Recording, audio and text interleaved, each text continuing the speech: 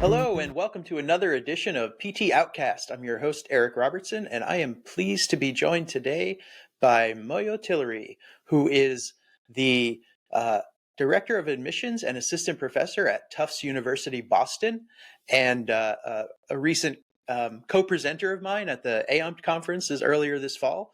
And so I'm really thrilled to speak with her today about a bunch of things related to admissions and her role and maybe the future of the field and how admissions shapes the field. So we're going to be talking PT admissions today. And so, Mo, if you want to just maybe introduce yourself and tell everybody about what you're doing, what you're up to, that would be great. Yeah, happy to do so. Hi, Eric. So good to be back with you. I am Moyo Tillery, as Eric stated, Assistant Professor and Director of Admissions at Tufts. And what that means, what my role in admissions is several roles, directly interacting and interfacing with applications. I'm sort of the initial screener in the actual program. So we do have an incredible admissions team at the university level that sort of verifies prerequisites and a lot of the administrative things before they get to me. So by the time that I receive applications, I'm sort of screening them for completion, additional completion, and sending it over to our incredible faculty for independent reviews. And so I'm sort of the first person, and then I kick it off to my colleagues, and then the completed application reviews come to me. At which point I would select the decision that the faculty have come to. And I also oversee, or I guess I'm in charge of the admissions committee, which is another group of people who are involved should there be an application that needs further discussion. So we have multiple eyes on applications to keep it pretty equitable of a process. And that's kind of my role. Yeah, Eric. So that's So and outside of admissions, what else do you do at Tufts? Yeah, thanks for asking. So I do a couple different things. I teach in our musculoskeletal tract in the lower quarter. I also teach in our professional expectations course and the clinical prevention and population health course. So I'm kind of all over the place with teaching.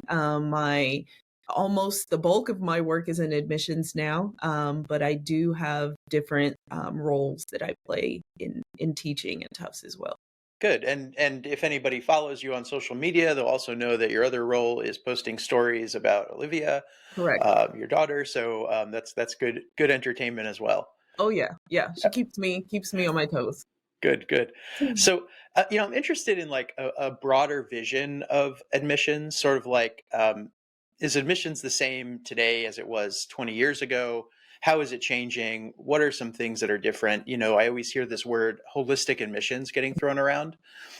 What is that? Yeah, good question, Eric. I can honestly tell you that admissions is changing as it has had to. Our world is changing, and we need to change with it or we die out. So admissions has shifted quite a bit. And holistic admissions it basically gives consideration to the whole applicant. And not just the applicant's academic performance. We're talking about things like personal experiences, unique attributes and traits, and maybe even their contribution to their undergraduate campus community or their local community. Essentially, it's every non-academic factor that makes an applicant who they are. And that is a process that we are involved in at Tufts DPT. As a relatively new program, we kind of have always done this, whereas maybe other programs are trying to transition to holistic admissions, and that gets a little bit more tricky because you have systems and processes in place that need to shift, and that looks a little bit different. But for lack of a better way to put it, I think it may be easier to have started as a program that employs holistic admissions and then just kind of carrying it on and adjusting as the PT landscape and our society continues to change. So, okay, so So I just want to like dive into this a little bit more. So holistic admissions, non-academic factors. So you're saying that in essence, we can almost de-emphasize academic performance and replace that with a myriad of life experiences. But why would we want to de-emphasize academic performance? Because don't we want smart people? Don't we want like people who can get good grades in PT school? Eric, that's an excellent point. I would disagree that we de emphasize academic performance, but we contextualize it. We basically, we need to know that we will look at things like the trajectory of a GPA. So if it's really high freshman year and then it dips sophomore year, we'll kind of go back and say why. Sometimes the applicant has given us an explanation of a life event that altered their ability to focus and they then got back on track. So we'll contextualize their academic performance, I would say is a better way to put it, because Tufts is a hybrid accelerated program. And getting through PT school in 7 semesters is intense. So we do want to admit people who will be successful. And again, we'll talk about this, I think, maybe later, is how we support students who have this diverse learning experience and are not just coming in with a 4.0 and know exactly what they need to do to be strong. And, the studies show not necessarily if you're a 4.0 in PT school, you're going to be a fabulous clinician. There's not that direct correlation. So we certainly look at, and I talked about some of these things, but Eric, it's even further, right? It's opportunities that folks have had to be prepared for their education. So applicants, at least in our program, have the opportunity to disclose this information. It's in our application where we give them an opportunity to identify as maybe being from a disadvantaged background. And what does that mean, right? That's a loaded word. It means different things to different people. But it's things that we can quantify in a way, right? Like the ability, did you qualify for a Pell Grant in your undergrad? Are you from a low income household? There's a place to disclose, and these are optional, right? No one has to share this information.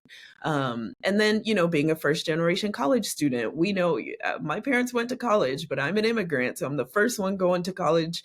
My siblings and I were the first to just navigate college in the United States, and that is a challenge. So things like that we would consider in our holistic admissions process. Okay. And this is sort of also related or tied into maybe this move away from standardized testing like GREs. Mm-hmm. So what is the role of GREs? Like is that still a valid test? Yeah. I know a lot of programs still use and score and rate the GRE. We at Tufts do not. Standardized tests. Again, when we talk about holistic admissions, there's an equity piece that we can't forget about, right? And when it comes to GRE test taking and GRE prep, just like the NPTE, there are supports that are needed, and some of these supports are expensive, right? Like there are free resources, but there are additional resources. And if you come from a background where you don't have that support, we don't want that to be a stain on your record for consideration into the program. So we allow applicants to take the GRE. But it's not one that, now that's one that I would say we probably de-emphasize and kind of contextualize everything else about the application. But there is still an opportunity because at the end of PT school, you do have to take a standardized test. So there are, however, what we've done is not completely neglected the fact that a standardized test is coming, but within the program, we have different tools and resources that we give to students to prepare them for the NPTE at the end of PT school. So the GRE, as we know, has not really much to do with physical therapy, as does some of the other prep tools for the NPTE. So I think that's kind of how we offset that balance. So if I'm like thinking about like if I try to put myself in the shoes of somebody trying to prepare for PT school, and I know that this university uses a holistic admissions process, I need to take care of my grades and do my maintenance, right? And have those be as good as possible. But then are there other things that I should like think about? Like what you mentioned, disadvantaged background, and those are like factors that I can't change, right? What are the things I can change to improve or add more context to an application? Yeah, what a good question. There's certainly a lot of things somewhat within the applicant's control, particularly, and again, with context, we don't know what is happening. If you're a caretaker, it may limit the amount of extracurriculars you're able to take on. But again, Eric, in short, what I would say is just tell your story, right? There are plenty of opportunities within the application to tell the story, to provide us with the context that we need to make those decisions. Things like engaging in extracurriculars are helpful. Should one be unable to demonstrate maybe 1,000 hours, right? And they can only get 30 or 40 within the confines of what they're dealing with, that's okay. We just need to know. Hmm. So I think what I would tell every applicant is to tell your story, be specific. If something falls below our minimum requirement, or you feel like you maybe missed the mark on certain things and there's context, please provide that context. Tell your story, give us context, and that makes the process a little bit easier. Okay, so I guess I have another question. I don't know if you can answer this or not, but if you're contextualizing an applicant Mhm. and looking at their whole story, would you then say that like a GPA might be lower overall for a program who admits students with holistic admissions than not? That's a great question. It's been asked many, many, many times. And I think with some research came out a couple years ago about the GPA and, predictors of success on the MPTE and undergraduate science GPA and things like that. So we do have to look at those things to see, on maybe in a heavy 16 credit undergraduate semester with a ton of sciences, how did they perform? That is context, because that's essentially what our program is. It's hybrid, it's accelerated, it's fast paced, and it's a ton of heavy science courses.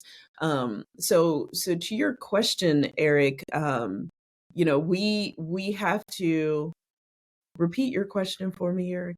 Yeah, I guess is the GPA lower for Oh, yeah. admitted students for holistic admission? Yeah. You would think so. It's actually not. And it varies, I think, cohort to cohort. Pre-pandemic, post-pandemic, there have been a lot of other things that have impacted learning for a Hmm. lot of folks, as you know. But the GPA, on average, especially with the proliferation of programs as well, something to consider, more opportunity to capture a larger pool of applicants. It's not lower. The evidence does not support that the GPA will necessarily be lower. Okay. But consideration of applicants with lower GPAs is happening more frequently. Hmm. It does seem to vary cycle to cycle, as far as that. And what we can't control is who applies to the program. And so with that kind of out of our hands and considering a whole applicant, ironically, there hasn't been a significant drop in overall GPAs. Okay, that's really interesting. Yeah, I saw a quote or a phrase about holistic admissions, and it asked the question, how would this applicant um, strengthen the workforce? Mm, Right. And I really like that idea of like looking at somebody as a cog in a fabric of a profession, mhm. right? Like it's one of those pieces that makes that tapestry of the profession. Um, Um, so that's kind of interesting to me. yeah, I fully agree. I think that's a great way to sum it up. Yeah. You mentioned distance, hybrid. Are there specific applicant traits that you're looking for in like a distance program? Yeah, good question. So Eric, I think that question ties directly to the statement that you made, which is being hybrid allows us to tap into a diverse pool of applicants. At least that's the hope, who maybe reside in various locations and communities that may or may not be underserved, who otherwise could not, relocate to a brick and mortar DPT program. So I think it's safe to say that what we're looking for are folks who can really impact the profession beyond kind of standard entry level PT practice. And I'm sure every program wants that, right? Like that's the goal, is not necessarily someone who, gets straight A's through the program, but what impact based on your experiences, and do you have a growth mindset? I think that's something that we tend to emphasize in, someone who again maybe struggled through their first 2 years of college, GPAs below our requirement, but then they pick it up towards the end because they changed their major to kinesiology, and they found this passion for physical therapy. And again, these things we don't know unless the applicant kind of tells us. Hmm. So I would say based on, the last couple months working in admissions, the person or the people that we hope to pull into the program are people who can impact the profession somewhat beyond the status quo. Yeah. And yeah, that's where holistic admissions gives us the upper hand to identify these traits and characteristics about our applicants who could be those people. That makes me feel like holistic admissions is very much aligned with the theme of this podcast of PT Outcast, right? And like, not that we all want to be off the island and we're forming like a little group of outcasts here, but that we're embracing Yep. that the profession might have diversity and there might be people that aren't contributing to it in the traditional way, but Yep. still add value to it. That's absolutely right. Value added is key. Yeah. The cohorts, they bring different things to not just the program, but their individual cohorts and cohorts that follow.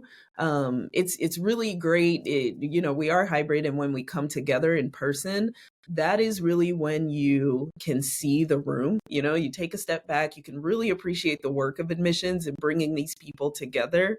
I think there's a lot of power in that, and it's palpable. The energy is palpable. The students are excited to be in person, especially the first time. Um, Hmm.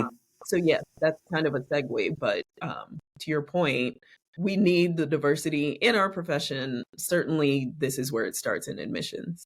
I was part of a conversation yesterday where people were talking about encouraging more dual degrees, right? People who are interested in getting like a PT, a DPT, and then a JD or an MBA, right? And if you look at medicine, that's something that exists in a lot of those programs, sometimes even as like connected programs. But to me, that's sort of in line with this. Like if you're thinking about how do I contribute to the profession, that's maybe a lens that somebody interested in PT school could think about, and then that's part of their story. Like, hey, listen, you know I don't want to just treat patients. I want to do that because that's Mhm. important, and that helps me understand this profession, but Yeah. I also want to do this other thing. Yeah. No, Eric, I'm glad you brought that up because part of being hybrid, and our cohorts are really, we attract a lot of like second, third, fourth career Mm. individuals who, we've got engineers, we've got dancers, we've got a nurse, we've got, and to be able to enter into a completely different profession, fairly conveniently because you're remaining at home for the most part, right? And then also to do it at an accelerated pace. Someone with a health background or someone who's just survived like grad school before.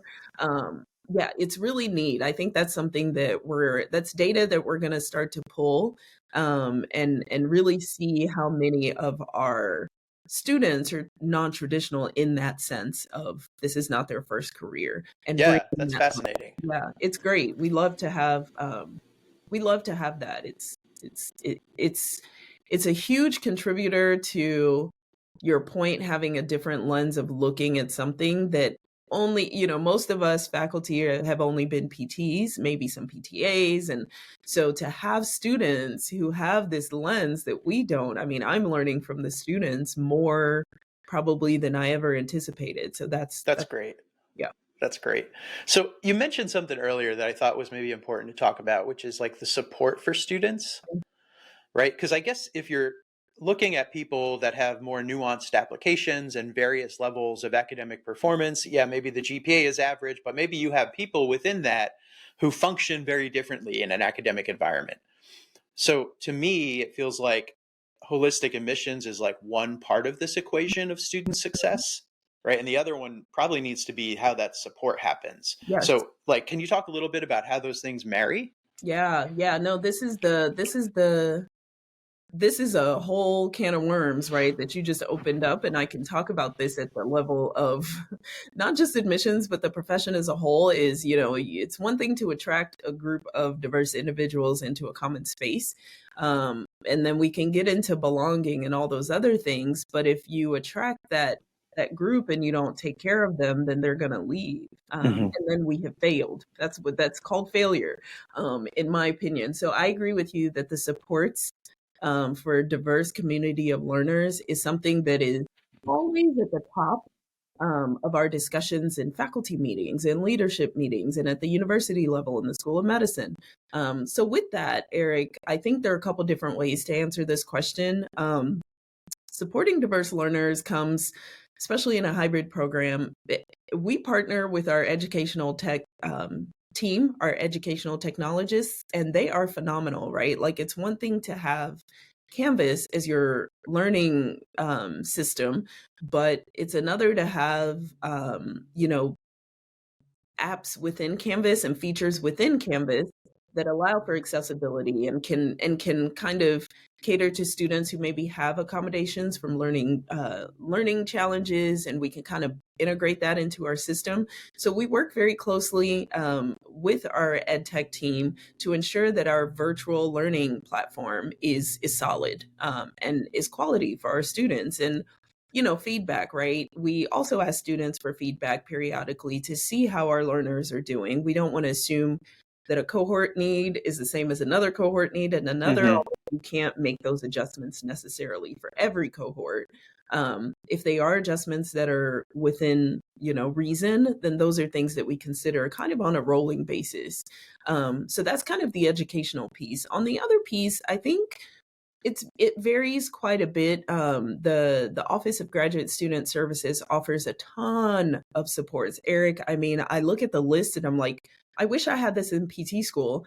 But then it's another thing to have it and not use it, right? Like, we still, for the most part, have to really strongly encourage students to tap into these resources. And I don't believe that's different from like a brick and mortar and a hybrid. It's just encouraging students that it's not punitive to reach out for assistance, but these services are available for test taking strategies, crucial for NPTE and standardized tests, but also their tests in the program. So there's ed tech, there's student services, and then there's wellness. The whole Office of Student Wellness provides an array of mental health supports, counseling services. And again, it's a matter of like encouraging students that this is here, use it before it's too late, and getting ahead of basically getting behind in a very fast paced program. Yeah, I think that proactive thing is something that I'm feeling, right? So I feel it with certain things like other student support services, but I also see it even within classes in terms of remediation, Yeah. right? It's like remediation used to be like, okay, you went through the course and you failed. Hmm. Now let's like learn what you didn't learn and we'll test you again real quick. Hmm. But now that's changing, right? Like that's becoming where I need to start like identifying people who might be off of the slope Yeah. early and providing remediation opportunities even before they've had a negative experience or a negative outcome. Yeah. No, I totally agree, Eric. And to your point, and this is, I guess this could kind of tie back into your previous question about student supports, is we do have an academic coaching model that's a little bit different from your traditional advising model, where it's kind of like unilateral. I'm telling you what to do. These courses are Yeah. coming up. This is how you do that. It's very much, academic coaching is more the ball is in the student's court, but we do our due diligence of monitoring grades kind of on a weekly basis, especially when they're assessment heavy weeks, to see how the students are doing. And we engage in this like collaborative discussion where the students come to our meetings prepared. They filled out their forms with their goals, their SMART goals. And we kind of talk through, all the pieces of holistic well-being. So Mm. we're bringing we're using a holistic admissions process. And then once they're in our program, I think our coaching model is another way to tap into all the different pieces of what makes them them. Because if sleep is the problem and we don't identify that, but the student knows that, then we've missed the mark on how to get them through our program. If it's lack of social supports, right? These are things that we talk through in our academic coaching meetings, and it caters to a diverse group of students. It's not just how are you studying, are you passing, but are you sleeping, are you eating, are you Hmm. exercising? Do you have support? Do you need support?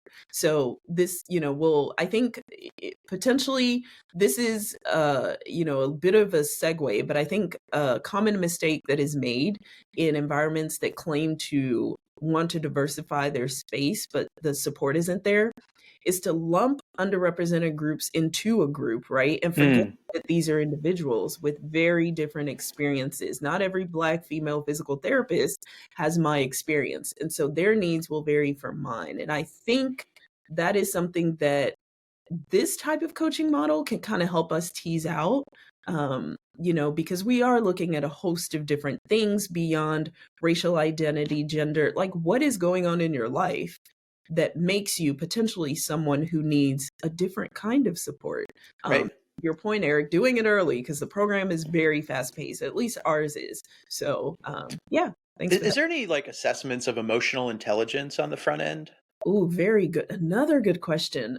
So yeah, this is directed at me appropriately because I do teach the first semester single credit professional expectations course where our self-assessment, we do have students engage in a self-assessment, but it sort of takes it ahead to basically what they're going to be assessed on their clinical experiences. So having them think about these soft skills that are not soft at all really early in the program, not necessarily catered to emotional intelligence, but ironically, Eric, what I will say is I think a lot of it sort of opens the door even more for potential opportunities of where we need to coach our students Hmm. really early, but as they move through the program, but certainly before they get into clinical education experiences. But I love the emotional intelligence quiz and quotient. I did that when I was in, the workforce and corporate, and it was really a game changer, at least for me professionally. So that may be something that we institute next year for the next cohort. I feel like a lot of the theme of what you're talking about is listening, Hmm. good listening. Like I hear holistic admissions is about listening to the story that students have to tell. Yeah. And support is listening to the specific needs of what the students are going through, Hmm. right? Like listening to the fabric of who they are. Hmm. And that can be a hard thing as programs get bigger, or they have multiple sites, or they have multiple pathways. Hmm. Like so I think it's a lot of hard work to listen that well, Yeah. but it reminds me a little bit of like advanced clinical practice, which I think one of the things that you know characterizes an advanced clinician is that they're really good at listening to the Hmm. patient. Hmm. Yeah. And I tell the student, I always tell them, like, patients will tell you what's wrong with them. You just have to listen. And by the time you're done listening, you can point your exam more directly toward what is actually going on instead of trying to dominate the conversation, right? I totally agree. We can't dictate um, to applicants what they need to do to come to us. They give us who they are, and then we take a big picture look at it. And it's bilateral, right? Like, are they a fit for us, but are we a fit for them? And if we don't have the context, to your point, Eric, of the fabric of who they are, they're going to get in our program and they're going to struggle. And yes, it's going to be a challenge regardless, right? But struggling is a different, it's a different context of doing something hard. We don't Sure. want to put out burned out, exhausted students, entry level clinicians, and they're fried before they even see their first patient. That is not the goal. So yeah, we're kind of sensitive to that. At least on the my lens is director of admissions is being sensitive to who we're bringing in. Does it make sense for us to bring them in? Can we support them through? Within the confines of our own resources. And if the answer is no, we don't want to do a disservice to someone just to bring a human being into the program, right? That would be unfair. Sure. Right. It's kind of like propagating somebody who's not ultimately going to be successful. Right. Correct. So Correct. um so this is a hard job. that you have. This is it's intimidating to me to think about all those decisions. So hats off to you for doing it. I kind of want to shift a little bit to like future trends, or like thinking about like what's coming up, like or how social issues today are influencing emissions. One of the things I think about is rising cost of living, Yeah. and debt load and university cost, and relating that to the somewhat stable trajectory of PT salaries, and especially like with residency costs. Like, I guess maybe a starting point might be like, well, how are we doing, like, first off on recruiting a diverse workforce? Yeah. Great question. I was hoping you would ask this. Eric and I've had this conversation with, my program director and the admissions team is, we can only pick from who we have, right? And the problem is that the applicant pool is not diverse. So our efforts need to happen before they come across my desk. That is something that PT has struggled with since, I don't know, as far back as I can think. Linda Woodruff had this conversation decades ago. And here we are today in 2024 having the same conversation. We need to diversify our applicant pool. There are, different approaches to that. Like you mentioned, Eric, merging programs, maybe partnering with a different institution. We have some HBCUs you could partner with, or different degree programs, do a 3-3, which wouldn't work for us because obviously we're hybrid accelerated, but some form of that could be the future of tapping into diversifying our applicant pool. And that is something that Tufts is, currently doing and working on, and trying to kind of reach further back into the undergraduate and even high schools and middle schools. And it's got to start much earlier than the undergraduate and the graduate world, Eric. So, we're not diverse because we're not diverse. Yeah. Well, you pretty elegantly shifted that, right? Because I asked about, are we creating a diverse workforce? And you're like, we need to stop, and we need to look at like high school. Yeah. I remember when I was involved at Kaiser Permanente and the fellowship and residency program there, it was funded through a division of Kaiser Permanente called Community Benefits. Mm-hmm. And the fellowship functioned in a role that was to create a diverse workforce. Mm-hmm. And so that mattered in our admissions process, but then that also helped identify the service roles that we would play inside of that fellowship. And so it was very often that we would go and, do career fairs at high schools, Mm-hmm. right? And you would talk to people and they would like have zero idea what PT is, Mm-hmm. right? I would be in like, East Oakland at a high school, and people would be like, "You're what?" Yeah. And it was this like kind of like whoa moment for me. Like I didn't quite know how to handle that, but then I look back, and even in myself when I was younger, I don't think I really knew what a PT was in high school. Yeah. So there's a window there. Yeah. No, I don't disagree, Eric. And ironically, both my parents are in healthcare, they're nurses, and I didn't know what PT was until I was in my junior year of college. And I'm almost embarrassed to say it, but that's the truth. But I come from, a third world country where physical therapy is like a luxury. It's not even a thing. Mm-hmm. People need basic healthcare services. And unfortunately, that is not thought to be one of those. So I grew up in a household of healthcare providers and had no idea what this profession is. So think back to maybe someone who is a first generation college student. They just don't have those basic knowledge about the profession, much more how to put together a competitive application. And there are different, I guess kind of going back to what you really asked me was, there are different pathway programs, Eric, and, some grant supported, some not, some just nonprofit organizations. There are a ton of groups and initiatives out there to do this work. But to your point, how much is it going to cost me? How much am I going to get back? Is it a worthy investment? It's a system. It's a system so much broader than admissions that is a lens, Eric, that I'm really sensitive to as well. Is, you bring them in, but what are they going to go out into?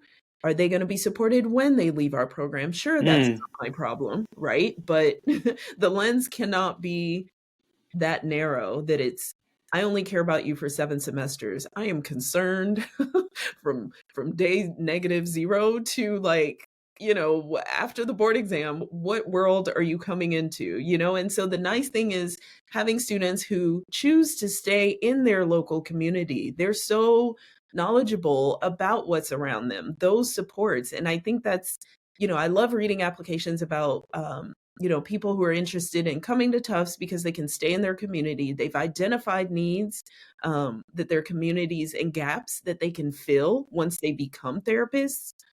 To me, that's like chef's kiss, right? We bring those people in, we give them the tools they need, they go back out into their community, and boom, we've got that impactful physical therapist who is just making waves in their local community and ultimately in the larger, system of the profession. So I think I'm just a little sensitive to that because of my own background. Sure.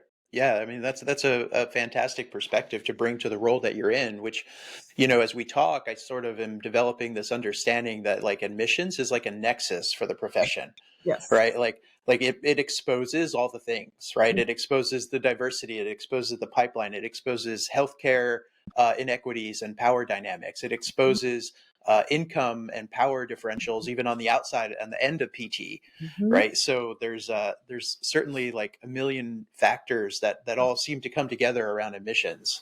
I agree. No, I don't disagree. It's not easy, but it's a great team of folks that I have who work. Our full faculty do reviews. We have the committee. There's so many eyes and different experiences. Again, you're getting just my lens Hmm. and my biases. And actually, part of what we do before we start reviewing applications cycle to cycle is a bias and admissions training for all reviewers, because we have them. And if we're going to, my cohort would look just one way if it was just my lens. And so that's also something we're quite sensitive to, Eric, to kind of meet the needs of our very diverse society. Yeah, that's great. So, I guess I'm interested in your opinion. Like, what does the PT profession need to think about? Like, what are the top two or three things like moving forward or looking 10 years down the road? Like, what are like issues that we need to be really paying attention to? We can get pretty granular on this, Eric. And if I could, AI is a hot, hot topic. And we can look at it two different ways. Are we using AI to make our admissions process more efficient? Is Hmm. another question. Currently no, but is there an opportunity? Maybe. Another piece is really teasing out, integrity issues related to putting together an application that is AI, abuse of AI, I guess is a better way to put it, Hmm. right? So are we getting an applicant who is giving us themselves? Like, there are ways to use AI to enhance your application. I think we're potentially needing to examine, how we approach that as an admissions committee. And it may just need to be a candid conversation about, do you want to read verbatim what the AI spit out for you to say in your video interview? No, I don't recommend that, right? Like, and that's an applicant directed message. We do things like at Tufts, our virtual open houses where we can talk about these things, but at the end of the day, right, how much control do we have over what's coming? We don't even know what's coming. We kind Yeah. of have to pivot on the fly. And so for me, that's kind of the first thing that I think about is this is going to come at us.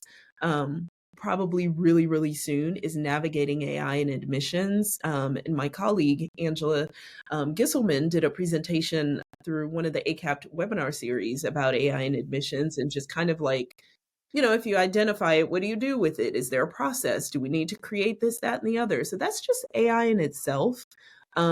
We have a lot of other things like court rulings that, obviously will influence admissions decisions. I think universities, and Tufts has done this beautifully, has navigated the ruling to not lose its mission, of recruiting, and supporting a diverse group of applicants into our program and students. And there are different ways that we've done that at Tufts, that I could probably get into. But it's really, I think, Eric, gonna, as these things come at us, it's really institutions are probably either gonna unravel or just like get really uncomfortable with facing the music of decisioning and liability that comes with making a single decision about a single applicant. Like I think it's going to Yeah, that's come. a heavy thing. It is a heavy thing because hundreds of applications. We're fortunate to have that many, right? Come through and we just I have a lot to say about that, Eric, and I don't know if there's enough time on this podcast, but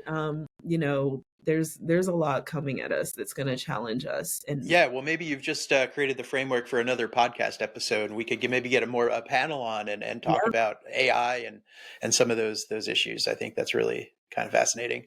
Certainly. It was interesting to me as you framed it on one side as a threat, and then as another side as a solution. Mm-hmm. Always. So I think we just don't know enough about AI yet to figure out how to do each of those.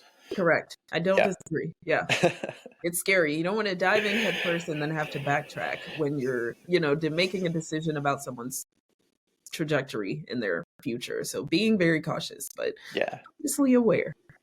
Good. Well, we are getting to the end of our session. It's been great. You've made me a lot smarter about admissions. So thank you. And hopefully our listeners too. And given me a lot to think about, just about the whole state of the health of the profession. Right. And, I guess, kind of, I like to ask people as we're leaving, like, what's next for you? What are you working on? What are you doing? Yeah, good question. I'll limit it to admissions because I'm all over the place with all the things that I'm trying to do.